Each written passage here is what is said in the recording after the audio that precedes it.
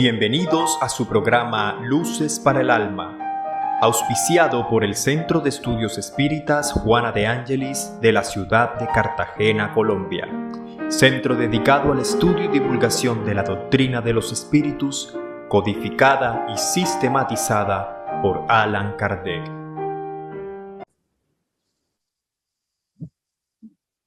Buenas tardes, queridos amigos y queridas amigas que nos siguen en nuestro canal de YouTube. Hoy, en el programa semanal de Luces para el Alma. Hoy vamos a desarrollar un tema muy interesante. ¿Realizó Jesús milagros? Es una pregunta que muchos aún nos hacemos. Los escépticos dudan que el Maestro Jesús haya podido realizar esos milagros del que hablan la mayoría de religiosos, de culturas judeocristianas. ¿Cómo el espiritismo, como propuesta conservadora del Maestro Jesús, concibe todos estos fenómenos? Es algo que vamos a analizar en la tarde de hoy. Es importante que nosotros hagamos un estudio exhaustivo, metódico, de la vida del Maestro Jesús y en especial de sus curaciones, de los procesos desobsesivos que llevó a cabo e incluso de todos aquellos fenómenos que son impactantes a la lógica científica actual, como lo es revivir. Encontramos varios casos como la hija de Naín, como el caso de Lázaro, el hijo de Jairo, que impactan a la razón y al hombre pensante del siglo XXI. Allan Kardec, el codificador de la doctrina espírita, en un desarrollo maravilloso que hace en la última obra de la codificación, la Génesis, estudia todo lo que tiene que ver con los milagros y la explicación que hay detrás de aquellos aparentes milagros. En el capítulo 13 de la Génesis, Allan Kardec estudia los caracteres de los milagros. Y en el capítulo 14 estudia los fluidos como aquellos agentes que nos van a permitir a nosotros poder comprender todos aquellos fenómenos que el Maestro Jesús hizo en su vida. Entonces la dinámica va a ser muy sencilla, pero muy interesante para que nosotros profundicemos en nuestros hogares. Vamos primero a hablar sobre los milagros, sobre cómo nosotros concebimos, nosotros los espíritas, dentro de la doctrina espírita, concebimos los milagros, y luego vamos a tocar unos ejemplos muy cortos sobre aquellos aparentes milagros que el Maestro Jesús hizo en su momento.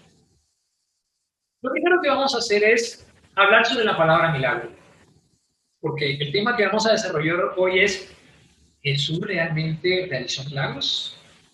¿Qué es la palabra milagro? Muchas personas hoy en día utilizan la palabra con una apertura verbal, intelectual, que incluso a veces choca contra la lógica y la razón. Cualquier cosa que el hombre no logra comprender le llama inmediatamente milagro. Allan Kardec, en la Génesis, al inicio dice, del capítulo 13, que desde el punto de vista etimológico, es decir, cuando analizamos la raíz de la palabra milagro significa algo maravilloso, sorprendente. Esa es la acepción desde el punto de vista etimológico de la palabra milagro. Sin embargo, ese concepto se ha viciado con el transcurrir de los tiempos, a tal punto que la Real Academia Española nos dice que la palabra milagro está asociado con todos aquellos fenómenos que van en contravía de las leyes de la naturaleza. Y es ahí donde aparece el primer inconveniente.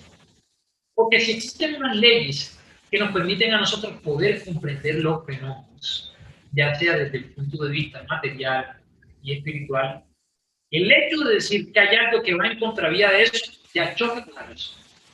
Y dice Kardec que es el espiritismo el que ha venido a poder explicar todas esas aparentes anomalías que hay en los fenómenos que el Maestro Jesús hizo en su momento, como las curaciones principalmente.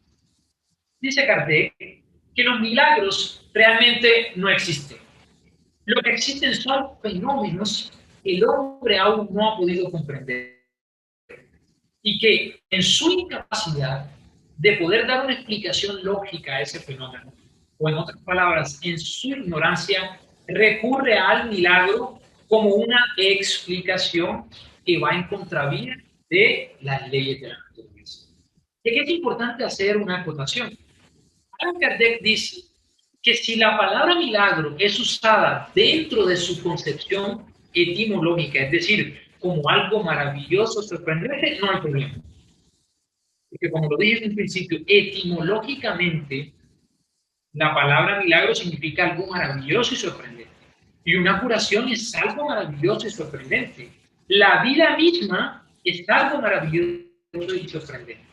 Desde este punto de vista podemos decir incluso que la vida es un milagro. El problema de fondo es cuando concebimos, hoy en día, la palabra milagro como aquel fenómeno que va en contravía de las leyes de la naturaleza. Entonces, lo que Jesús hizo realmente no fueron milagros, fueron fenómenos que el hombre en su momento no podía responder y que incluso hoy, sin la ayuda del factor espiritual, no logra comprender. Y por eso recurre a la palabra. Allan Kardec, en el capítulo 14 de la Génesis, habla sobre los fluidos y dice que los fluidos son la llave para poder comprender todos esos fenómenos. Y dice algo muy interesante y es que Dios creó dos componentes que son los responsables de todo lo que existe.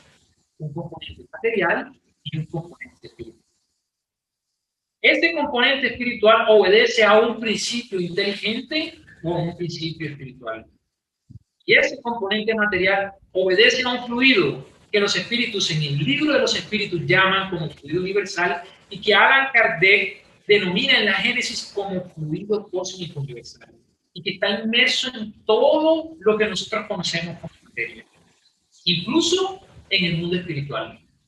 Porque como lo dice el propio Allan Kardec, el mundo espiritual también se encuentra constituido de fluidos espirituales, que son a su vez transformaciones del fluido cósmico universal, en vibraciones o en frecuencias diferentes.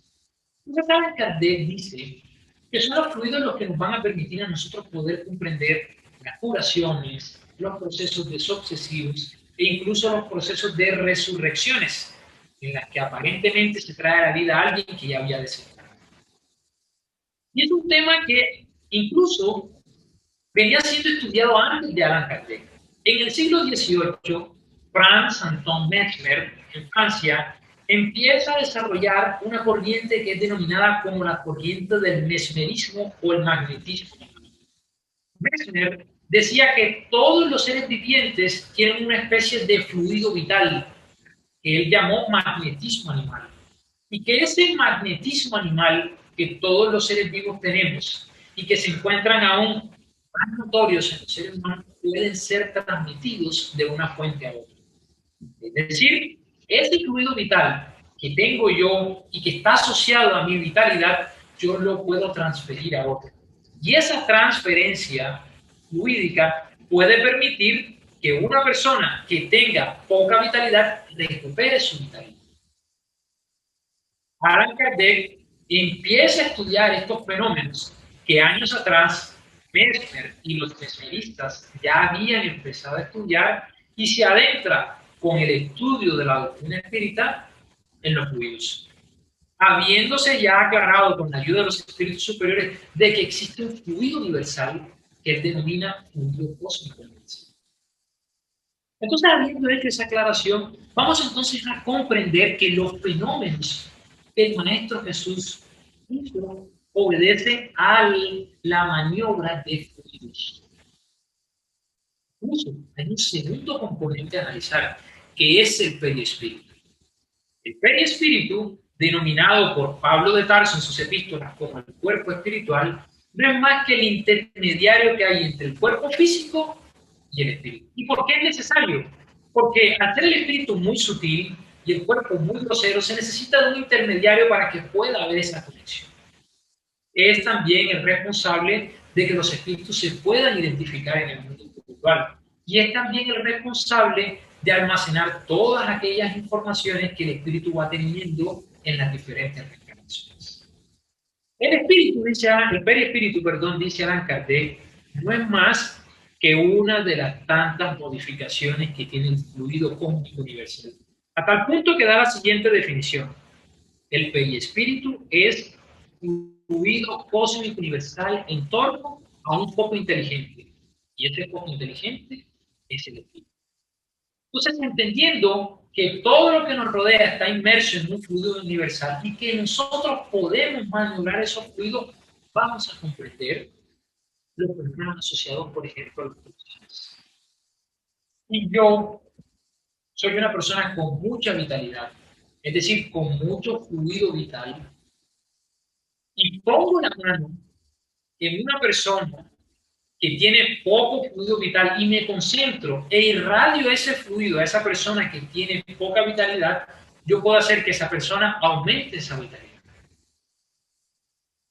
Una persona muy enferma, que tiene poca vitalidad, que puede incluso estar perdiendo ya la vida orgánica, puede recuperar su vitalidad si alguien le suministra ese fluido.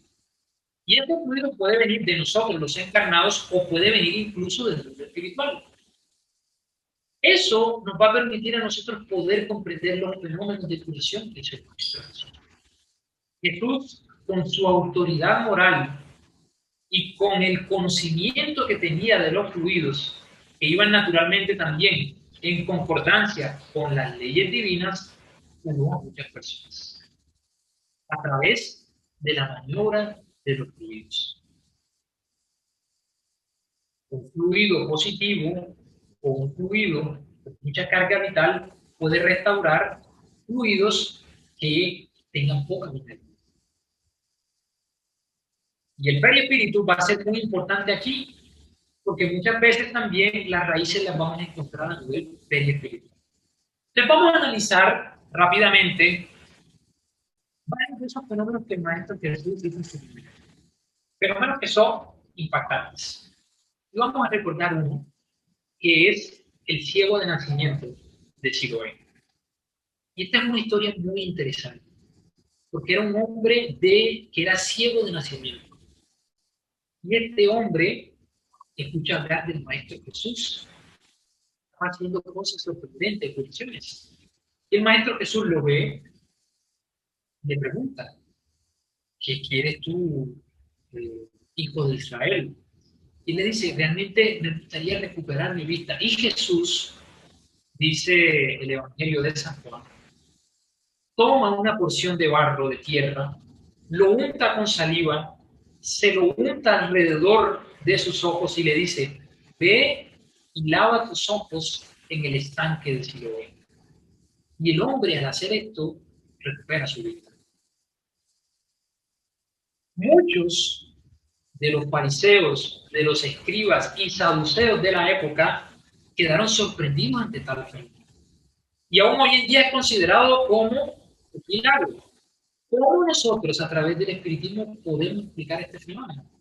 Pues ya dimos las bases a través de los judíos. Jesús, que tenía un conocimiento de las leyes divinas, sabía que el momento para que este hombre recuperara su visión había llegado. Que por cierto, dice el mismo Evangelio, no estaba expiando una falta, sino que estaba siendo instrumento de la obra divina, para que la obra de Jesús se enalteciera. Jesús le imprime al barro y a su saliva fluido que se debe transmitir en fluido vital y que combinado con las condiciones que tenía el agua que se encontraba en el estanque de Siloé permitieron que el hombre pudiera recuperar su vista. Él, con el conocimiento espiritual que tenía, sabía que las condiciones estaban dadas y que además esa combinación fluídica iba a permitir que este hombre recuperara la visión. No hay nada milagroso. Sí, algo sorprendente, pero no milagroso. No estamos yendo en contravía de las leyes de la naturaleza. Estamos dando una respuesta a un fenómeno que es natural y que puede ser explicado a través de los fluidos. Y hay otros sorprendentes, como el de la mujer hemofílica. Es sorprendente el caso. Una mujer, dice el Evangelio de San Lucas, que tenía más de 12 años padeciendo de sangrado, y esta mujer desesperada había gastado todos sus recursos. a tal punto que la mujer ya estaba prácticamente perdiendo su vitalidad. Dice el Evangelio de San Lucas que estaba a punto ya de morir, que la mujer caía constantemente en hemorragias, sangrados vaginales. Y Jesús, que en este momento había sido llamado para curar al hijo de Jairo, que aparentemente había muerto, va en camino y hay una multitud que le persigue. Y dice el evangelista de Lucas que la mujer le toca el manto a Jesús. Inmediatamente la mujer le toca el manto a Jesús. Jesús dice, ¿quién me ha tocado? Y los apóstoles le dicen, maestro, hay tantas personas aquí detrás tuyo que no podemos precisar quién te ha tocado. Y la mujer, al escuchar las palabras del maestro Jesús, le dice, maestro, he sido yo. Y Jesús, conociendo la problemática que tenía esta mujer, la hemorroísa, le dice, ha sido curada. Con solo tocarle el manto, la mujer fue curada, dicen los evangelistas. ¿Cómo nosotros podemos explicar este aparente milagro? Una vez más, a través de los judíos. Para nadie es un secreto que el Maestro Jesús era un ser superior, puro, de naturaleza pura, que irradiaba fluidos superiores.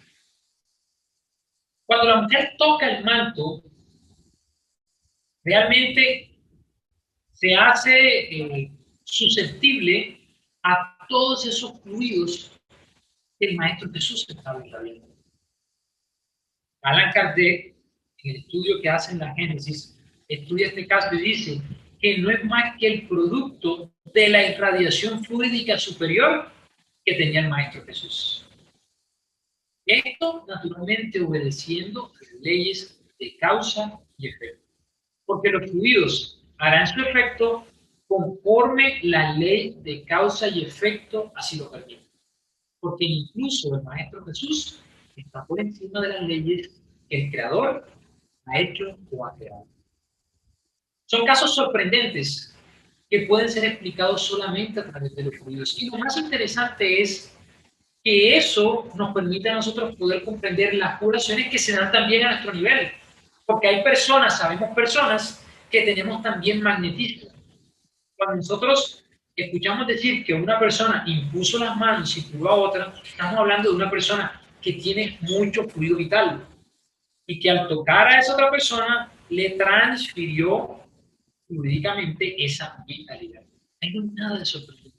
Nada de sorprendente, sí, digamos, no hay nada fuera de las leyes de la naturaleza. Y que la ciencia ortodoxa y convencional no ha asimilado porque aún no ha aceptado el principio espiritual dentro de sus cánones.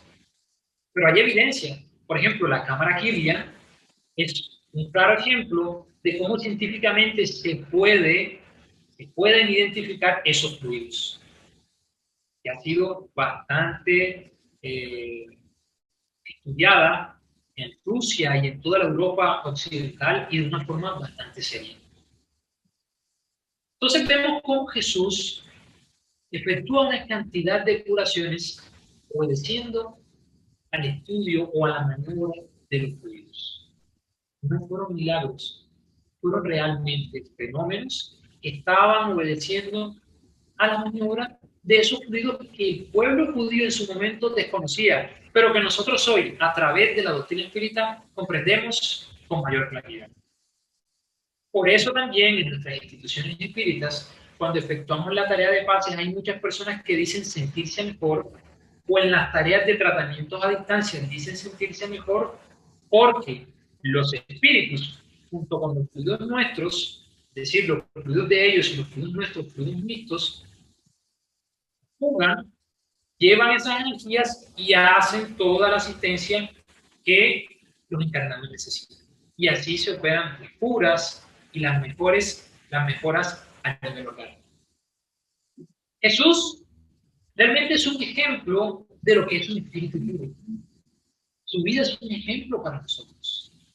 Y es un ejemplo de lo que nosotros, como él mismo dijo, podemos llegar a ser cuando tengamos fe y al mismo tiempo empecemos a comprender completas las leyes divinas. Los apóstoles, luego de toda la travesía, todo el tiempo que estuvieron junto al Maestro Jesús, luego que en parte del mundo espiritual lograron también curaciones. ¿Cómo? A través de la maniobra de los fluidos. Mira lo importante que es estudiar todo el campo fluídico, porque a través de los fluidos, todo aquello que ha sido eh, producto de leyendas, de mitos, se va convirtiendo en algo natural. Y eso no le quita peso a la grandeza del Maestro Jesús, porque muchas personas dicen que al decir que todos esos fenómenos obedecen a fenómenos naturales, le está quitando peso a la grandeza de Jesús, y es todo lo contrario, le está dando más grandeza, porque está primero mostrando la autoridad y el conocimiento del Maestro Jesús, y segundo, está mostrando que Jesús también está inmerso en la obediencia de las leyes divinas. Eso es las leyes divinas. Eso es lo más interesante de todo este aspecto. Entonces, para ir concluyendo, ¿Jesús realmente hizo milagros? La respuesta es no, si se entiende que los milagros van en contravía de los fenómenos de la naturaleza. Lo que Jesús hizo fue, en su gran mayoría, porque lo que más impactó fueron las curaciones, fue maniobrar con los fluidos en aquellas personas que tenían poca vitalidad, y obedeciendo a las leyes divinas pudo curar a esas personas. Pudo curarles a nivel físico y a nivel espiritual. Sin embargo, eso no quiere decir que hayan sido fenómenos extraordinarios, sorprendentes, por lo menos para nosotros, porque demuestra la grandeza y la naturaleza espiritual de Jesús. Entonces, el espiritismo se vale de la ciencia para poder explicar todos estos fenómenos. Y eso es lo bonito de la doctrina espírita, que la doctrina espírita se vale del componente científico, se vale del componente filosófico, se vale del componente moral para poder explicar todas esas aparentes anomalías que el hombre cree que hay en la vida del mundo de Jesús. Cuando Jesús aparentemente revivió a Lázaro, lo que realmente estaba haciendo era hacerle entender a las personas que estaban ahí que el hombre realmente estaba padeciendo de letargia, que es una especie de catalepsia profunda. Como él tenía esa visión espiritual y tenía también autoridad moral, irradia los fluidos necesarios para que este hombre se despierte de esa letargia profunda en la que se encuentra. Como los hombres de su momento no sabían ni de catalepsia, ni de letargia, ni mucho menos de los fluidos o de maniobrar con los fluidos, comprendieron o entendieron que Jesús realmente había resucitado a un hombre. Habiéndose dado ya las bases que la doctrina espírita nos da, ya no es necesario decir eso. Ya sabemos que Lázaro realmente no había muerto, se encontraba en un estado letárgico. Y que Jesús, dentro de su grandeza espiritual y a través de la maniobra de los fluidos, que eran fluidos superiores, logró poder despertarle de ese sueño, podemos decir, fisiológico en el que está. Entonces, la invitación es una: sigamos estudiando la vida del Maestro Jesús, pero al mismo tiempo estudiemos todos esos principios que la doctrina espiritual nos da para que podamos comprender de mejor forma estos fenómenos. Les invito a todos ustedes, queridos amigos que nos siguen, a que profundicen especialmente en el capítulo 13 de la Génesis, que habla sobre los caracteres de los milagros, y en el capítulo 14 del mismo libro, la Génesis, que habla sobre los fluidos. Y de esa forma vamos a poder comprender, con la ayuda del maestro Allan Kardec, todos aquellos fenómenos que han sido considerados como milagros para la mayoría del mundo. La invitación es esta: estudiemos la vida del Maestro Jesús y estudiemos la doctrina espírita para poder comprender todos estos fenómenos. Muchísimas gracias a todos ustedes por habernos acompañado hoy, habernos sintonizado en este programa Luces para el Alma. Esperamos que nos dejen sus comentarios, sus aportes, sus preguntas apenas se acabe y quede subido este video en nuestro canal de YouTube. Y también les invitamos a que nos acompañen el martes a las 6:30 en el estudio de nuestras conferencias públicas. Muchísimas gracias a todos por su compañía, por sus vibraciones y los esperamos en otra ocasión.